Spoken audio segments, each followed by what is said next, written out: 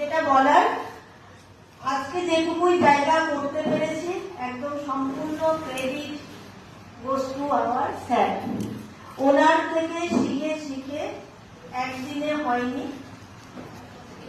তো যেটা হচ্ছে যে না শিখে কিছু করা পসিবল না, সম্পূর্ণ শিখতে হবে এবং একদিন শিখে হবে না। স্যারের ট্রেনিং অবশ্যই নিতে হবে, উইকলি ট্রেনিং নিতে হবে, এই ধরনের মিটিং নিতে হবে। তো না শিখে কিছু করা পসিবল না। আর শেখাটা কিন্তু একদিনের কাজ না।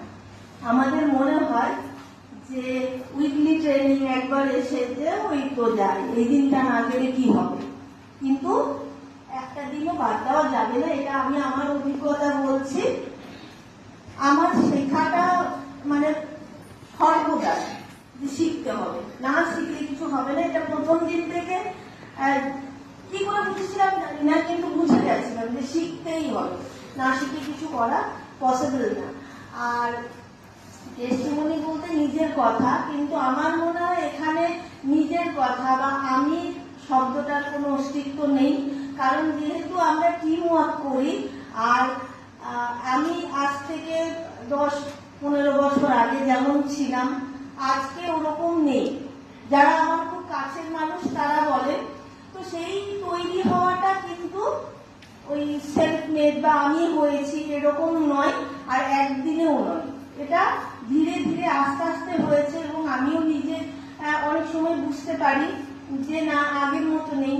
কারণ আমি প্রথম মানে আগে খুব রাগী ছিলাম, কেউ কিছু বললে অল্পতেই রিয়াক্ট করে ফেলতাম, বাড়িতেও তাই ভাঙাচোর করে দিতাম, এইসব হতো। কিন্তু ট্রেনিং নিতে নিতে কবে দিনক্ষণ বলতে পারবো না, আস্তে আস্তে কিন্তু একটা সম্পূর্ণ আলাদা মানুষের তৈরি হই।